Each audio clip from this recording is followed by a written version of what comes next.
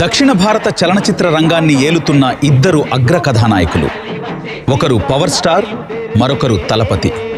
తెరపై వారు కనిపిస్తే థియేటర్లు దద్దరిల్లుతాయి. కానీ ఈరోజు చర్చ సినిమాల గురించి కాదు, వారు నడిచిన రాజకీయ రణక్షేత్రం గురించి. ఇద్దరు స్టార్లు, రెండు దారులు, ఒకే గమ్యం. నటనలో వారు రారాజులు, తెరపై కనిపిస్తే పూనకాలు. కానీ వారు వెండితెర వెలుగులని వదిలేసి జనాల కన్నీళ్లు తుడవడానికి ముళ్లబాటను ఎంచుకున్నారు. ఒకరు తన ఈగోను పక్కన పెట్టి రాష్ట్ర క్షేమం కోసం తగ్గి గెలిచిన పోరాట యోధుడు. మరొకరు వ్యవస్థపై తిరగబడి ఒంటరిగా గెలిచిన సింహం. అవును, పవన్ కళ్యాణ్, విజయ్ ఇద్దరి లక్ష్యం ఒకటే, కానీ వారు నడిచిన దారులు వేరు. పవన్ను విమర్శించేవారు, విజయ్ను పొగిడేవారు. ఒక్క నిమిషం ఆలోచించండి. రాజకీయం అంటే కేవలం గెలవడం మాత్రమే కాదు, గెలిపించడం కూడా. ఈరోజు పవన్ కళ్యాణ్ ఎందుకు తగ్గారో, విజయ్ ఎందుకు నెగ్గారో, ఆంధ్ర ప్రజల మనసుల్లో ఏముందో, తమిళ తంబీల గుండెల్లో ఏం మెదిలిందో కళ్లకు కట్టినట్టు విశ్లేషిద్దాం రండి. ముందుగా 2019కి వెళ్దాం. అప్పుడు పవన్ కళ్యాణ్ కూడా విజయ్ లాగే సింగిల్గా వచ్చారు, ఎవరితోనూ పొత్తు పెట్టుకోలేదు. కానీ అప్పుడు ఆంధ్ర ప్రజల మనస్తత్వం ఎలా ఉంది? ఒకవైపు ఒక్క అవకాశం అంటూ జగన్మోహన్ రెడ్డి గారి భావోద్వేగపూరితమైన అభ్యర్థన, మరోవైపు చంద్రబాబు గారి అనుభవం. ఈ రెండు కొండల మధ్య పవన్ కళ్యాణ్ ఒక కొత్త ఆశలా కనిపించినా ప్రజల మనసులో ఒక భయం ఉండేది. పవన్ కోటు వేస్తే అది చీలిపోయి మాకిష్టం లేని వారు గెలుస్తారేమో అన్న ఆందోళన వారిని వెంటాడింది. అభిమానం ఓటుగా మారడానికి భరోసా చాలలేదు. ఫలితం పవన్ ఓటమి. కానీ అది ఓటమి కాదు, ఒక మహాయుద్ధానికి ఆయన నేర్చుకున్న పాఠం. ఇక ఇప్పుడు తమిళనాడు విషయానికి వస్తే అక్కడ సీన్ రివర్స్. జయలలిత, కరుణానిధి వంటి దిగ్గజాలు లేని తమిళనాడు ఒక బలమైన నాయకుడి కోసం దాహంతో ఉంది. జయలలిత, కరుణానిధి మరణం తర్వాత తమిళనాడులో ఒక స్టార్ లీడర్ కోసం ప్రజలు ఎదురు చూశారు. స్టాలిన్ పట్ల వ్యతిరేకత, అన్నాడీఎంకేలో గందరగోళం విజయ్కు ప్లస్ అయ్యింది. యువత ఆకాంక్ష. దశాబ్దాల ద్రావిడ సిద్ధాంతాలతో విసిగిపోయిన జెన్జెడ్ ఓటర్లు విజయ్లో ఒక కొత్త ఆశను చూశారు. రజనీకాంత్ రాజకీయాల్లోకి రాకపోవడం విజయ్కు పెద్ద ప్లస్ అయ్యింది. దశాబ్దాలుగా డిఎంకే, ఏఐఏడిఎంకేల మధ్య అధికారం మారుతూ ఉండటంతో ప్రజలు, ముఖ్యంగా యువత విసిగిపోయారు. వారు మూడో ప్రత్యామ్నాయం కోసం ఎదురు చూస్తున్నారు. విజయ్ ఆ ఆశగా కనిపించారు. తమిళ జాతీయవాదం. విజయ్ తన ప్రసంగాల్లో తమిళ మట్టి, తమిళ సంస్కృతి గురించి ఎక్కువగా మాట్లాడుతున్నారు. ఇది అక్కడి ప్రజల మనోభావాలకు, టామిల్ ఐడెంటిటీ బాగా కనెక్ట్ అయింది. విజయ్ తన అభిమాన సంఘాలను గత 5-6 ఏళ్లుగా సేవా కార్యక్రమాల ద్వారా రాజకీయ కేడర్గా మార్చుకుంటూ వచ్చారు. ఆంధ్రాలో పవన్ 2019 నాటికి అటువంటి బలమైన వ్యవస్థను నిర్మించుకోలేకపోయారు. 2019లో ఆంధ్రప్రదేశ్ ప్రజల మనస్తత్వం ఒకే ఒక్క పాయింట్ చుట్టూ తిరిగింది. జగన్కు ఒక్క అవకాశం ఇద్దాం. వ్యక్తిగత సానుభూతి. రాజశేఖర్ రెడ్డి గారి కుమారుడిగా పాదయాత్ర ద్వారా ప్రజల్లోకి వెళ్లిన జగన్ పట్ల ప్రజల్లో ఒక బలమైన నమ్మకం ఏర్పడింది. Bipolar mind set. ఆంధ్ర ప్రజలు అప్పట్లో చంద్రబాబు అనుభవం లేదా జగన్ కొత్త ఆశ, ఈ ఇద్దరిలో ఒకరినే ఎంచుకోవాలనే స్థిరమైన నిర్ణయానికి వచ్చారు. పవన్ పట్ల సందేహం. పవన్ కళ్యాణ్ అప్పట్లో కేవలం పార్ట్ టైం రాజకీయ నాయకుడని, ఆయన సీరియస్గా ఉండరని ప్రత్యర్థులు చేసిన ప్రచారాన్ని ప్రజలు నమ్మారు. ఓటు వేసినా గెలవరు, అలాంటప్పుడు ఓటెందుకు వృధా చేసుకోవటం అనే వేస్టెడ్ ఓట్ సిద్ధాంతం ప్రజల మనస్తత్వంలో బలంగా పనిచేసింది. ప్రజలు ఒక బలమైన మెజారిటీ ఉన్న ప్రభుత్వాన్ని కోరుకున్నారు తప్ప హంగ్ రావాలని కోరుకోలేదు. అందుకే పవన్ ఒంటరిగా నిలబడినా ప్రజలు ఆయన్ని ఒక ఆప్షన్గా చూడలేకపోయారు. 2019లో ఆంధ్ర ప్రజలు భావోద్వేగం కంటే సంక్షేమం, పథకాలపై దృష్టి పెట్టారు. ప్రస్తుతం తమిళనాడు ప్రజలు సిద్ధాంతం మరియు మార్పుపై దృష్టి పెట్టారు. అప్పుడు పవన్ ఒంటరిగా వెళితే చంద్రబాబుని గెలిపించడానికి వచ్చాడు అని భావించారు. ఇప్పుడు విజయ్ ఒంటరిగా వెళితే ధైర్యవంతుడు, ఎవరికీ అమ్ముడుపోదు అని నమ్ముతారు. అప్పట్లో టీడీపీపై వ్యతిరేకత కంటే జగన్పై ఆశ ఎక్కువగా ఉండేది. కానీ ప్రస్తుతం తమిళనాడులో అధికార పక్షంపై వ్యతిరేకత విజయ్కు సానుకూలంగా మారింది. డిఎంకే పాలనపై అసంతృప్తి, అన్నా డిఎంకేలో చీలికలు విజయ్కు రెడ్ కార్పెట్ పరిచాయి. ఆంధ్రాలో ఉన్నట్టుగా అక్కడ బలమైన మూడవ ఆప్షన్ లేదు.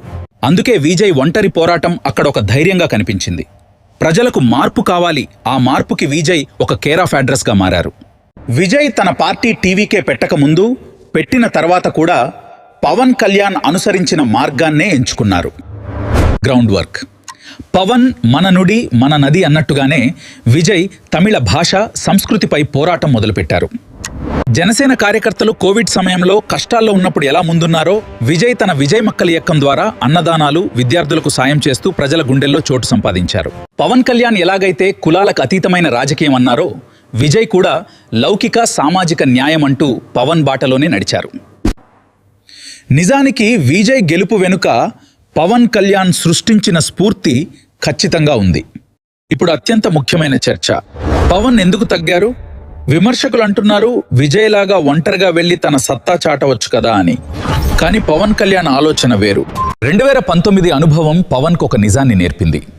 నేను హీరో అవ్వడం కంటే రాష్ట్రం వినాశనం కాకుండా ఉండటం ముఖ్యం. 2019లో పవన్ ఒంటరిగా పోటీ చేయడం వల్ల ప్రభుత్వ వ్యతిరేక ఓటు చీలిపోయి వైసీపీ 151 సీట్లు గెలిచింది. పవన్ కళ్యాణ్ 2019 ఓటమి నుంచి పాఠం నేర్చుకుని ప్రజల మైండ్ సెట్ను అర్థం చేసుకున్నారు. ప్రజలు తనను ఒంటరిగా గెలిపించే స్థితిలో లేరని గ్రహించి వ్యూహాత్మకంగా అడుగువేసి 2024లో విజయం సాధించారు. అంటే ఒక నాయకుడు తన వ్యక్తిగత ఇమేజ్ కంటే ప్రజల మైండ్ సెట్కు అనుగుణంగా మారడం ఎంత ముఖ్యమో పవన్ నిరూపించారు.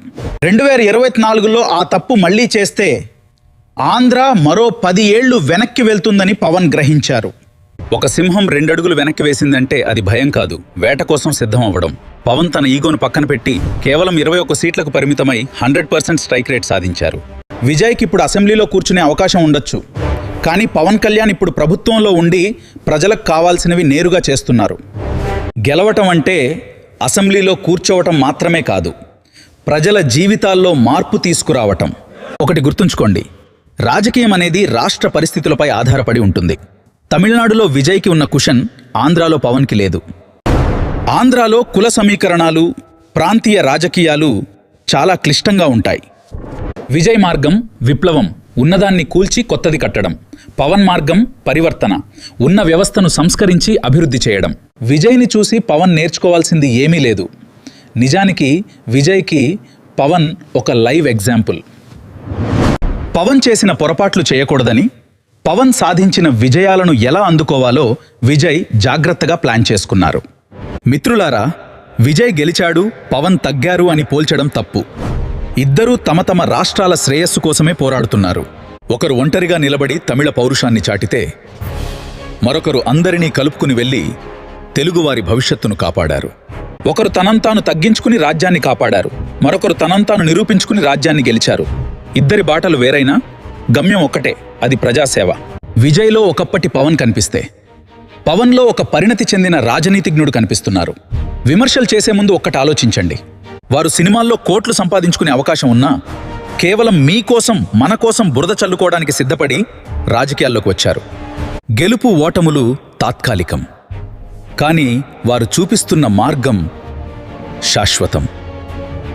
ప్రశ్నించే గొంతుక ఆంధ్రాలో గెలిచింది, మార్పు కోరిన గుండె తమిళనాడులో గెలిచింది. ఈ ఇద్దరు ధృవతారలు దక్షిణ భారత రాజకీయాలను ఏ విధంగా మారుస్తారో వేచి చూడాలి. ఈ వీడియో మీకు నచ్చితే వాస్తవాలను 10 మందికి షేర్ చేయండి. మార్పు మన ఆలోచనలోనే మొదలవ్వాలి. జై హింద్.